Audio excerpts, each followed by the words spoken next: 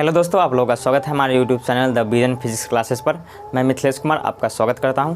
चलिए दोस्तों, हम लोग पिछले वीडियो में क्वेश्चन नंबर 4 तक देख लिए थे, जिसमें आवेशों का गुण था और आवेशों का संरक्षण और आवेशों का क्वांटमीकरण को हम लोग देखे थे। आज हम लोग क्वेश्चन नंबर 5 में देखेंगे कूलॉम के नियम क्या है। देखिए, कूलॉम के नियम को लिखे तथा सूत्र को व्युत्पन्न करें। चलिए, कूलॉम का नियम समझने से पहले इसमें दो कीवर्ड समझना बहुत ज़रूरी है, जिसमें समानुपाती आ रहा है और ये क्या है, व्युत्क्रमानुपाती। समानुपाती क्या होता है उसको समझ लीजिए। देखिए, समानुपाती कहने का अर्थ होता है कि अगर कोई दो भौतिक जो है एक दूसरे से किसी भी तरह से संबंधित है, तो अगर एक भौतिक राशि का अगर मान या कोई भी चीज़ बढ़ा रहे हैं तो दूसरा भी भौतिक राशि का बढ़ना चाहिए। ऐसे एग्जाम्पल की तरह से समझते हैं। जैसे मान लीजिए कि आप गए कहाँ पे, दुकान चावल खरीदने, ठीक है। तो चावल एक भौतिक राशि हो गया, ठीक है, और ये आप केजी में खरीद रहे हैं। चलिए, और आपका ये जो पैसा है, ठीक है, रुपया में, ठीक है। तो अब इस समानुपाती का अर्थ क्या होता है उसको समझिए। एग्जाम्पल के तौर पर चावल का अगर जो आप केजी का मान बढ़ाइएगा, जैसे मान लीजिए कि 1 केजी जो चावल है, 1 केजी चावल है, उसका दाम कितना है, 20 रुपया है, ठीक है, 20 रुपया है। तो आप क्या करिएगा, अगर 1 केजी लीजिएगा तो 20 रुपया का आपको पे करना पड़ेगा। अगर 2 केजी लीजिएगा तो 2 केजी लीजिएगा तब रुपया कितना हो जाएगा, ये 40 रुपया हो जाएगा। 3 केजी लीजिएगा तो 60 रुपया, 4 केजी लीजिएगा तो 80 रुपया। क्या हो रहा है, आप जैसे जैसे एक भौतिक राशि बढ़ा रहे हैं, उसके साथ साथ दूसरा का भी भौतिक राशि क्या हो रहा है, बढ़ रहा है। तो हम बोलेंगे कि चावल केजी में और रुपया के बीच कौन सा संबंध है, समानुपाती का संबंध है। क्या हो रहा है कि एक भौतिक राशि बढ़ रहा है तो इसके साथ साथ क्या हो रहा है, दूसरा का भौतिक राशि भी क्या बढ़ रहा है। तो हम लोग कह सकते हैं कि चावल और रुपया क्या है, एक दूसरे क्या है, समानुपाती है। चलिए, व्युत्क्रमानुपाती का अर्थ क्या होता है, व्युत्क्रमानुपाती। व्युत्क्रमानुपाती का अर्थ क्या होता है उसको समझ लीजिए शॉर्ट में। देखिए, व्युत्क्रमानुपाती का अर्थ होता है एकदम समानुपाती का उल्टा। अगर एक भौतिक राशि बढ़ रहा है तो एक भौतिक राशि घटेगा। तो इसमें देखिए एग्जाम्पल, मान लीजिए कि कोई भी व्यक्ति जो है, ठीक है, एक आदमी है जो किसी भी काम को 10 दिन में करता है, ठीक है। तो एक आदमी किसी काम को 10 दिन में करता है। चलिए, अब वही काम अगर उसी तरह के अगर 2 आदमी मिल जाए तो वो काम कितना दिन में करेगा, 2 आदमी मिल जाएगा तो काम तो अब 10 दिन में नहीं ना, अब तो आधा दिन में हो जाएगा, यानी कि कितना, 5 दिन में हो जाएगा। अगर मान लीजिए कि 4 आदमी भिड़ गया उस काम में तो कितना दिन में कर लेगा, 2.5 दिन में कर लेगा। तो यहाँ पर क्या हो रहा है, देखिए यहाँ पर आदमी की संख्या बढ़ा रहे हैं तो दिन की संख्या क्या हो रहा है, घट रहा है। यानी कि एक भौतिक राशि बढ़ रहा है तो एक भौतिक राशि घट रहा है। तो आप कह सकते हैं कि इन दोनों के जो बीच है क्या चीज़ का संबंध है, इन दोनों के बीच व्युत्क्रमानुपाती का संबंध है। बात समझ में आए तो आपको समानुपाती और व्युत्क्रमानुपाती समझ में आ गया होगा। चलिए,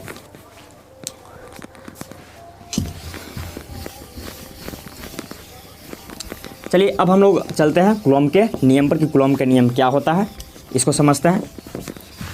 देखिए, कूलॉम के नियम जो होता है 2 आवेशों के बीच के लगने वाला बल को बताता है, ठीक है।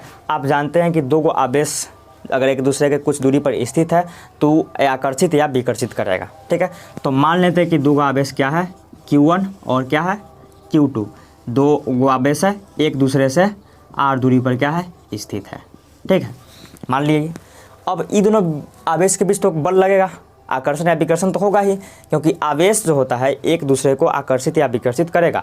अगर समान आवेश है, समान प्रकृति का आवेश है, कहने का मतलब दोनों अगर ऋणावेश है तो क्या करेगा, विकर्षित करेगा। दोनों अगर धन आवेश है तब पर भी विकर्षित करेगा। अगर इसका एक धन आवेश है एक ऋण आवेश है तो आकर्षित करेगा। तो ये क्या है, वो आकर्षण विकर्षण होगा। तो इसके बीच मूल्यतः क्या लगेगा, बल लगेगा, ठीक है। तो वही बल को परिभाषित करता है कूलॉम का नियम। चलिए, कूलॉम का नियम क्या कहता है उस पर देखते हैं। देखिए, 2 बिंदुवत आवेश, यहाँ पर ध्यान रखिएगा कि जो कूलॉम का नियम जो होता है वो बिंदुवत आवेश करने का मतलब छोटे छोटे आवेश के लिए ही मान्य होता है। बड़ा सा गोला ले लीजिए, वो आवेशित है तो उसके बीच कूलॉम का नियम काम नहीं करेगा। तो यहाँ पर ध्यान रखिएगा, 2 बिंदुवत आवेशों के बीच लगा विद्युतीय बल दोनों आवेशों के परिमाण के गुणनफल के समानुपाती। कहने का अर्थ क्या हुआ कि दोनों के जो परिमाण होगा उसका गुणनफल के समानुपाती होगा। समानुपाती करने का अर्थ क्या कि गुणनफल अगर बढ़ेगा तो बल के मान जो है क्या होगा, वो भी क्या होगा, बढ़ेगा, ठीक है। चलिए, और क्या है आगे, तथा दोनों आवेशों के बीच के दूरी के वर्गों का व्युत्क्रमानुपाती होता है। यानी कि दोनों के बीच के दूरी के जो दूरी कितना है, आर्घ है, उसके वर्गों का व्युत्क्रमानुपाती। कहने का अर्थ है कि दोनों के बीच का दूरी अगर बढ़ेगा तो क्या होगा, बल का मान घटना शुरू हो जाएगा, ठीक है। चलिए, तो इसको हम लोग क्या लिखते हैं, अर्थात में लिखते हैं। अर्थात कहने का अर्थ इसका क्या हुआ, कहने का अर्थ हुआ कि जो बल जो लगेगा दोनों आवेशों के बीच, अगर आवेशों के गुणनफल के समानुपाती होगा, यानी कि Q1 इंटू Q2 के समानुपाती का चिन्ह होता है। चलिए, तो यहाँ पे मोड लगा देंगे। मोड क्यों लगा देंगे कि मोड यहाँ पे हमको इसका माइनस वाला प्लस वाला मान नहीं चाहिए, ठीक है। प्रकृति हमको नहीं चाहिए, केवल हमको इसका परिमाण चाहिए। तब मोड लगाने से केवल हमको परिमाण ही मिलता है। चलिए, तो ये हमारा क्या हो गया, समीकरण 1 हो गया। चलिए, इसको समीकरण 1 मान लेंगे। चलिए, उसके बाद क्या बोला है कि F जो होगा व्युत्क्रमानुपाती होगा, दोनों आवेशों के बीच की दूरी के वर्गों का व्युत्क्रमानुपाती होगा। व्युत्क्रमानुपाती कहने का मतलब है कि 1 के बटा में उल्टा, समानुपाती के उल्टा। तो दोनों आवेशों के बीच की दूरी कितना है, r है, तो बीच की दूरी कितना r, वर्गों का, यानी कि वर्ग का मतलब स्क्वायर, वर्गों का व्युत्क्रमानुपाती होता है। तो इसको क्या मान लेंगे, समीकरण 2 मान लेंगे। बात समझ में आया। चलिए, तो ये F बराबर क्या आ गया, Q1 इंटू Q2 समीकरण 1, और F बराबर क्या 1/r² समीकरण 2।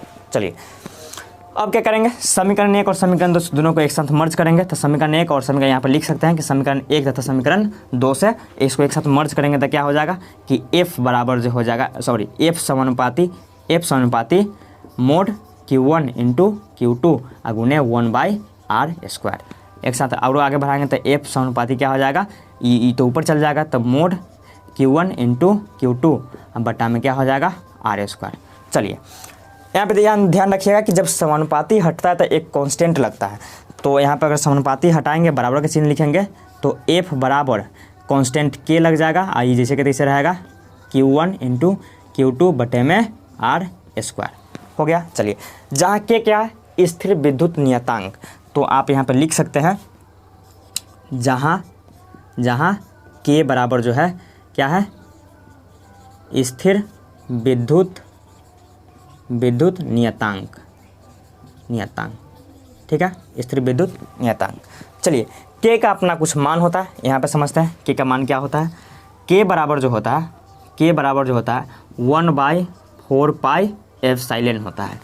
एप्सिलॉन को क्या बोलते हैं, इसका नाम होता है विद्युतशीलता। तो आप लिख सकते हैं एप्सिलॉन जो है क्या है,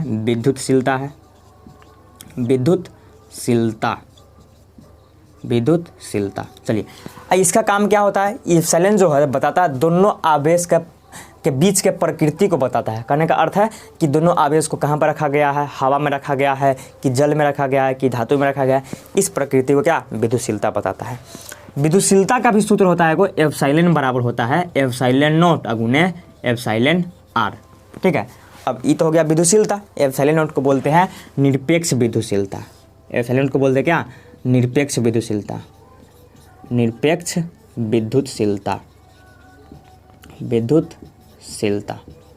ठीक है। चलिए, और इसको बोलते हैं एप्सिलॉन r को सापेक्ष विद्युतशीलता,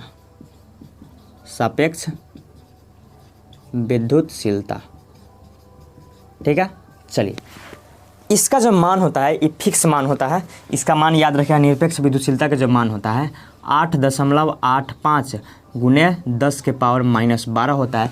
इसी को लगभग में आप बोल सकते हैं कितना, 9 गुने 10⁻12, ठीक है। तो इस मान को केवल आप याद रखिएगा, निरपेक्ष विद्युतशीलता का मान, ठीक है।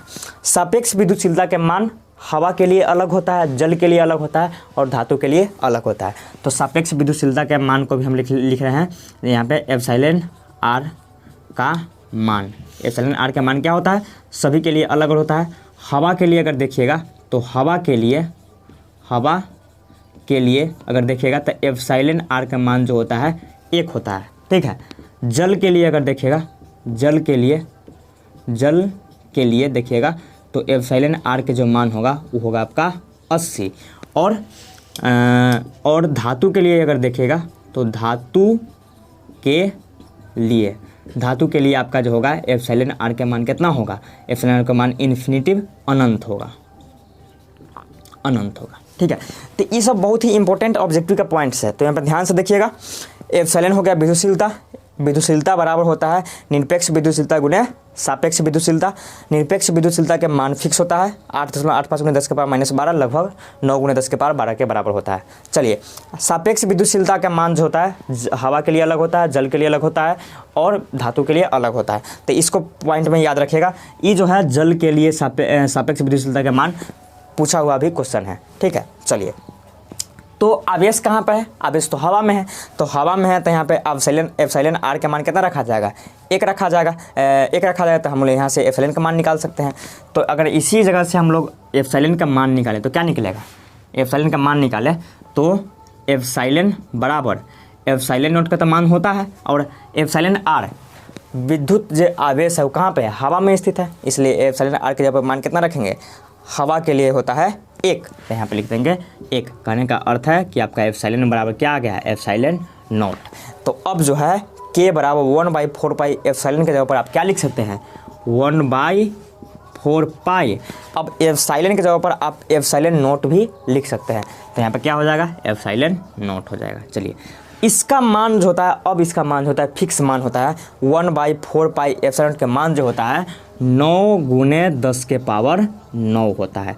ये जब मान होता है बहुत ही फिक्स मान होता है। ये भी क्वेश्चन पूछा हुआ है कि 1/4 पाई एप्सिलॉन का मान कितना होता है? 9 × 10⁻9 होता है, ठीक है।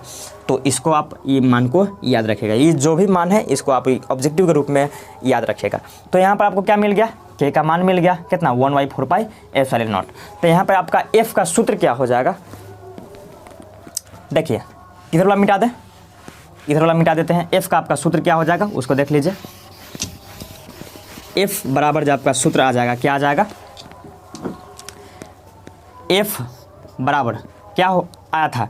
यहाँ पर लिखे थे एफ जो था के Q1 × Q2 बटा में R² था, यही ना था। के का मान तो हम लोग कितना निकाल चुके हैं? 1/4 पाई एप्सिलॉन नॉट। इसका मान होता है 9 × 10⁻9।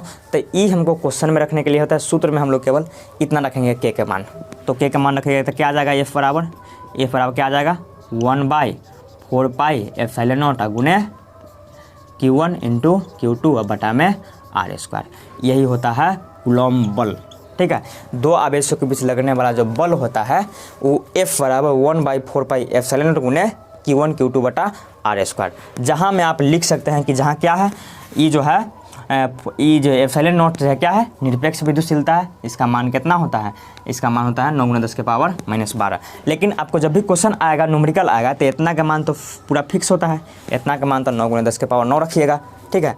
वहाँ पर आपको Q1 का मान दिया रहेगा, Q2 का मान दिया रहेगा तो यहाँ पर भर दीजिएगा, और दोनों के बीच की दूरी दिया रहेगा तो यहाँ पर भर दीजिएगा। तो आपको उस दोनों आवेश से लगने वाला जो बल होगा वो निकल जाएगा। तो यहाँ पर हम लोग क्या देखें? कूलॉम का नियम क्या है और कूलॉम के नियम से क्या सूत्र आता है? F बराबर 1/4 पाई एप्सिलॉन नॉट गुने Q1 Q2 बटा R²। सो देखें, आपको कूलॉम का नियम बहुत अच्छे से बारीकी से प्रेम से पढ़ के और इसको याद कर लेना है, ठीक है। तो आशा करता है कि आपको ये पूरा बात समझ में आया होगा, ठीक है। और ऑब्जेक्टिव के रूप में इस सब पॉइंट्स को याद रखिएगा कि कौन निरपेक्ष विद्युतशीलता होता है, ठीक है, कौन सापेक्ष विद्युतशीलता होता है, हवा के लिए मान कितना होता है, जल के लिए मान कितना होता है। ये सब बहुत ही इंपॉर्टेंट ऑब्जेक्टिव का पॉइंट्स बनता है कूलॉम के नियम से। तो आशा करते हैं कि आपको समझ में आया होगा। तो मिलते हैं फिर अगले वीडियो में, तब तक के लिए धन्यवाद।